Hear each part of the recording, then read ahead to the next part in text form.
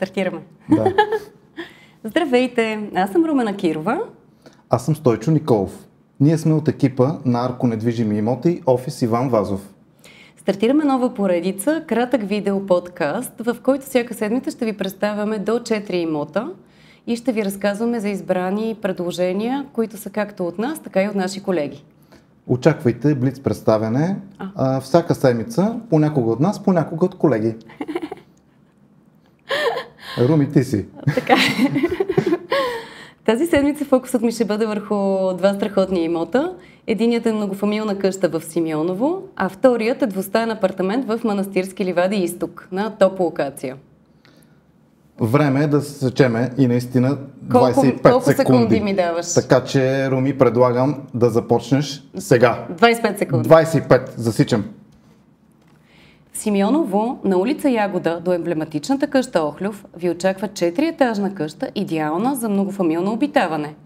394 квадратни метра РЗП, двор от 740 квадратни метра, страхотни гледки, софийска вода, газ, канализация, термопомпа, 3 камини, частен път и огромен гараж.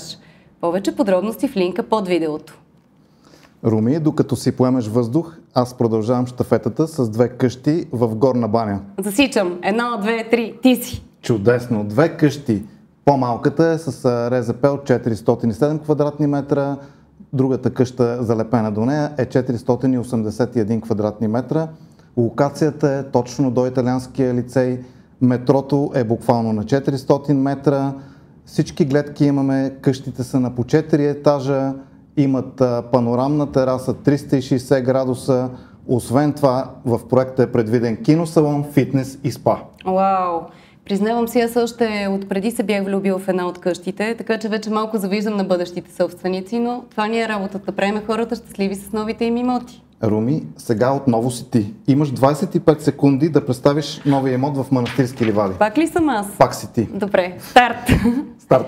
На тиха уличка, съвсем близо до новия участък на булевар Тодор Каплешков, между Парадайс и България Мол, ви очаква двустаен апартамент, 60 квадратни метра чиста площ и 18 квадратни метра тераса с гледка към Витоша. САК 16 на шпакловка и замазка, готов за вашето въображение. Цена 190 000 евро. Много добре. Малко надвиши времето, но ти го прощавам. За днес това беше всичко от нас. Очаквайте ни отново другата седмица с блиц представяне на подбрани имоти от нас и от нашите колеги от Арко недвижими имоти. До скоро от офис Иван Вазов, Арко Real Estate.